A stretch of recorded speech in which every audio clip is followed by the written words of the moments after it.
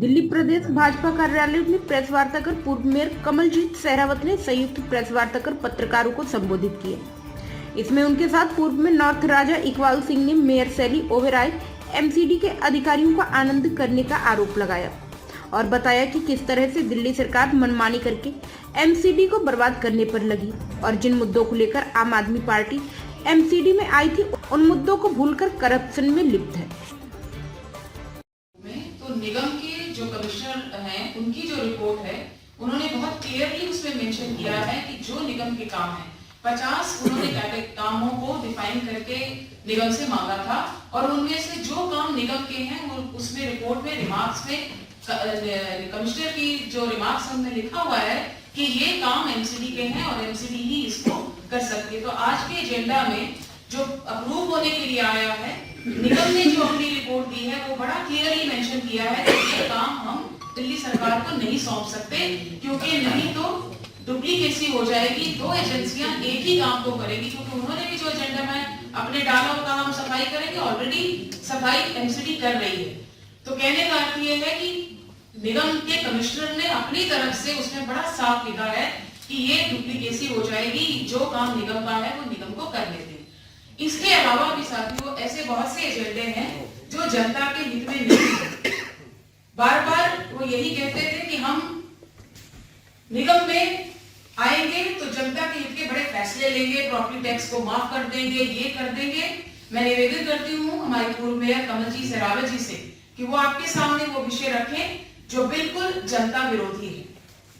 फिर से एक बार उसका प्रारूप चेंज करके उस पर एक मुखौटा चढ़ा करके इस तरह से पेश किया गया है कि कोशिश उसमें यही है कि निगम को कमजोर करो और सारी जो पीडब्ल्यूडी की रोड्स की काम है वो दिल्ली सरकार को दो। हमें नहीं मालूम है कि ऐसा क्यों किया जा रहा है, क्योंकि अगर वाकई ही पीडब्ल्यूडी रोड्स की आपने अच्छी मेंटेनेंस, अच्छी सफाई, उसकी रखरखाव, उसका सुंदरता करनी है तो निगम को पैसा दीजिए, निगम अपने उसमें काम करे। और ऐसा क्यों नहीं हो रहा है, इसके पीछे क्या मंशा है, ये जरूर हम आपके माध्यम से मुझसे जानना चाहेंगे। मैं इस कड़ी में हमारे नेता सदन राजा इकबाल जी को निवेदन करती हूँ। करोड़ों रुपए की नोटिस, साथ ही जब मैं करोड़ कह रही हूँ तो वास्तव में फिजिकल पेपर के ऊपर है।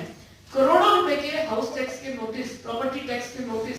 और ये बड़ी हैरानी वाली बात है कि इस प्रॉपर्टी टैक्स में टैक्स के अमाउंट के साथ ही जो उसका मल्टीपल अमाउंट है, अमाउंट का वो है इंटरेस्ट और पेनल्टी, और ये सीधा 2004 से भेजे जा रहे हैं। और जब लोग प्रॉपर्टी टैक्स के ऑफिस में जा रहे हैं तो वहां पर उनको नेगोशिएट किया जा रहा है कि हम आपकी पेनल्टी कम कर देंगे, हम आपको इस तरह से कम करवा देंगे। तो भ्रष्टाचार का एक नया अड्डा प्रॉपर्टी टैक्स ऑफिस को भी आम आदमी पार्टी की लापरवाह सरकार ने बना दिया। आज आपके माध्यम से हम कहना चाहते हैं कि आपने जो वादे किए थे उन वादों में हाउस टैक्स, प्रॉपर्टी टैक्स का सबसे मुख्य मुद्दा था।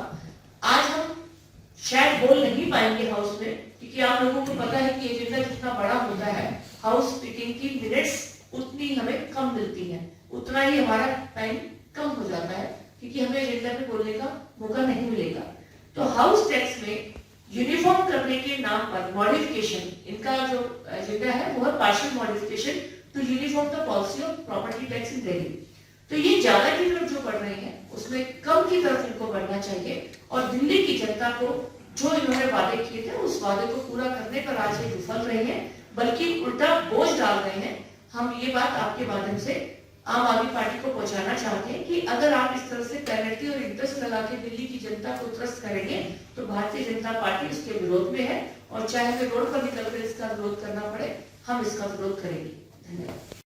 याद होगा चुनाव से पहले के वो वादे जो आम आदमी पार्टी की तरफ से मुख्यमंत्री केजरीवाल साहब ने किए थे, उन्होंने कहा था कि हाउस टैक्स इसकी दिल्ली की जनता को देने की कोई जरूरत नहीं है और हाउस टैक्स का जितना पैसा है दिल्ली सरकार एमसीडी को सपोर्ट कर सकती है। और अगर हम सत्ता में आते हैं तो उनका सबसे बड़ा वादा था कि हम दिल्ली से हाउस टैक्स को खत्म करेंगे। अब इस हाउस टैक्स को उन्होंने भ्रष्टाचार का अड्डा भी बनाया और दिल्ली की जनता को परेशान करने के लिए भी इसमें अनेक शर्तों को शामिल कर दिया। सबसे पहले हम बात करते हैं ग्रुप हाउसिंग सोसाइटी की। एजेंडा नंबर 7 में आज टैक्सेस को लेकर एक एजेंडा लगा हुआ है। वो एजेंडा अपने आप में बहुत कॉम्प्लिकेटेड है उसको समझना एक लेमन आरडब्ल्यू के एंगल से।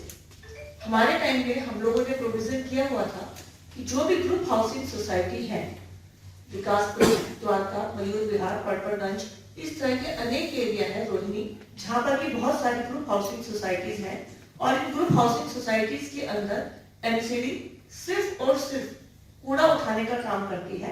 इसके अंदर कोई डेवलपमेंट का काम नहीं करती। हम रोड नहीं बनाते, हम लाइट नहीं लगाते, हम उनकी रोड स्वीपिंग भी नहीं करते हैं। सिर्फ जो उनका गार्बेज है वही कलेक्ट होता है।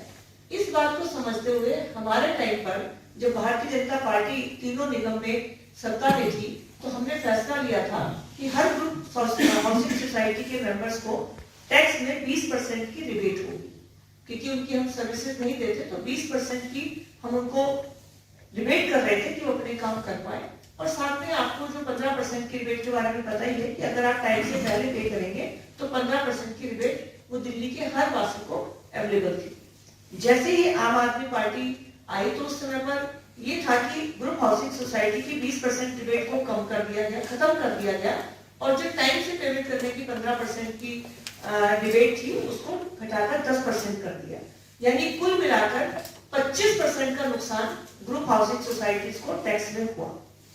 अब ये प्रपोजल लेकर आए हैं कि अगर group housing societies waste segregation 100% करती है, वेट वेस्ट का मैनेजमेंट 100% सोसाइटी के अंदर करती है, ड्राई वेस्ट को सेग्रीगेट करके अलग देते हैं और वेट वेस्ट को विद इन सोसाइटी अगर वो प्रोसेस करती है तो उनको रिबेट 10% की जगह अब इंसेंटिव के रूप में 10% दिया जाएगा। आप सब में से बहुत से साथी सोसाइटीज में रहते होंगे। दिल्ली का मिडिल मैन सोसाइटीज के अंदर रहता है और सोसाइटीज की जगह बहुत लिमिटेड होती है, गरीब पार्किंग वो सब होता है। कोई भी अगर हम कंपोस्ट करने के लिए पिट लगाते हैं, मशीन लगाते हैं, तो उसके लिए जगह और रिसोर्सेज दोनों ही बहुत बड़ा चैलेंज है। लेकिन अगर कोई भी मशीन कंपोस्ट पिट अगर किसी छोटी भी देते हैं तो उसमें अगर मान लीजिए 200 टन या 100 टन की बात भी करें तो उसकी कॉस्ट लाख रुपए से ऊपर होती है। ग्रुप हाउसिंग सोसाइटीज ने इतने पैसे के लिए मैनेजमेंट को लोगों को तैयार करना बहुत मुश्किल है, यानी ये काम हो नहीं पाएगा।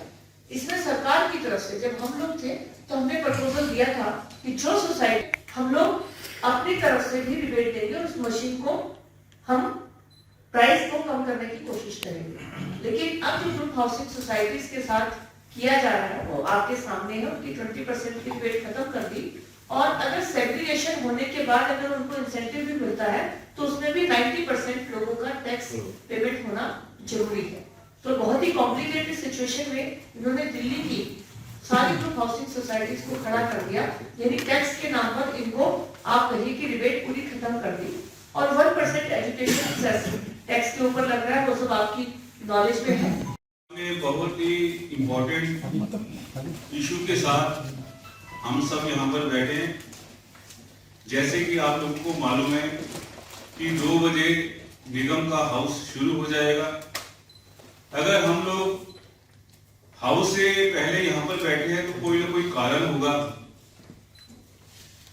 कि दिल्ली सरकार की, केजरीवाल सरकार की शुरू से एक मंशा रही है कि निगम को, जो अपने आप को कट्टर ईमानदार कहते थे, आज भ्रष्टाचार की इतनी सीमा इन्होंने पार कर दी कि इनके हर एजेंडे के ऊपर भ्रष्टाचार का रूप नजर आ रहा है। जो रोड्स की बात मेरे से पहले शिखा राय जी बता रहे थे, ये तीसरी बार एजेंडा आया है। पहली बार हाउस ने इसको फेल करके भेजा क्योंकि इसमें प्योरली डीएमसी एक्ट का वायलेशन था। जब हाउस ने उसको रिजेक्ट किया, रेफर बैक किया, फिर ये लाइट के रूप में आया, अब ये दोबारा लेके आ रहे हैं। एक ही प्रोविजन को ये बार बार उसकी शक्ल बदलकर ये लोग लेकर आ रहे हैं। जैसे कि हमें ये पता चला है कि ये प्राइवेट एजेंसी को ये पूरा ठेका देना चाह रहे हैं 1200 किलोमीटर का, जिसकी लगभग कॉस्टिंग 10 साल में 20,000 करोड़ रुपए की होगी। आप इनसे पूछिए, आप एक एजेंसी को 20,000 करोड़ रुपया देने को तैयार है, अगर यही पैसा अगर आप निगम को दे दें तो सड़कें भी ठीक हो जाएंगी, पार्क भी ठीक हो जाएगा। जबकि ओनरशिप उसकी निगम के पास है, मगर आपको ओनरशिप से कुछ लेना देना नहीं, आपको दिल्ली की जनता से कुछ मतलब नहीं, आपको केवल पैसा चाहिए। आप भ्रष्टाचार में लिप्त, आपको दूसरी स्टेट में जाकर आपने इलेक्शन लड़ना है, इलेक्शन के लिए आपको पैसा चाहिए, और पैसा कहां से इकट्ठा होगा ये आपका विषय है। आपके माध्यम से मैं केजरीवाल सरकार को दोबारा से मैं अल्टीमेटम देना चाहता हूं कि आप डीएमसी एक्ट का वायलेशन मत कीजिए। अगर आप मेयर साहिबा, अगर आप डीएमसी एक्ट का वायलेशन करेंगे तो आपका वही हाल होगा जो मनीष सिसोदिया का हुआ है। फिर आप पूछेंगे मेरा कसूर क्या है, जैसे मनीष सिसोदिया पूछ रहा है मेरा कसूर क्या है। जब आप कानून का पालन नहीं करेंगे, भ्रष्टाचार में आप लिप्त होंगे, तो आपका वही हाल होगा। आज एजेंडा नंबर 6 हाउस में आ रहा है, ऑलरेडी हम इसको रिजेक्ट कर चुके, मगर ये अधिकारियों के ऊपर दबाव डालकर ये 20,000 करोड़ का जो ठेका छोड़ना चाह रहे हैं, अपने जानकारों को ये ग्लोबल बिडिंग के सहारे देना चाह रहे हैं। हम ऐसा नहीं होने देंगे। एमसीडी के ऊपर या तो उनको ये लग रहा है कि जो हमारी सरकार है ये पूरी तरह से निकम्मे लोग बैठे हुए हैं जो रबर स्टैंप है। मेयर साहिबा को कोई अधिकार नहीं, निगम पार्षदों को कुछ समझ नहीं, केवल केजरीवाल जी निगम भी चला रहे हैं, दिल्ली सरकार भी चला रहे हैं, तो उनको खाली 20,000 करोड़ का जो ठेका वो देना चाह रहे हैं। हम उसका पूरा विरोध करेंगे। म्युनिसिपल कॉर्पोरेशन का काम म्युनिसिपल कॉर्पोरेशन करेगी, दिल्ली की जनता करेगी, और जनता की हम लड़ाई लड़ते रहेंगे। बहुत बहुत धन्यवाद।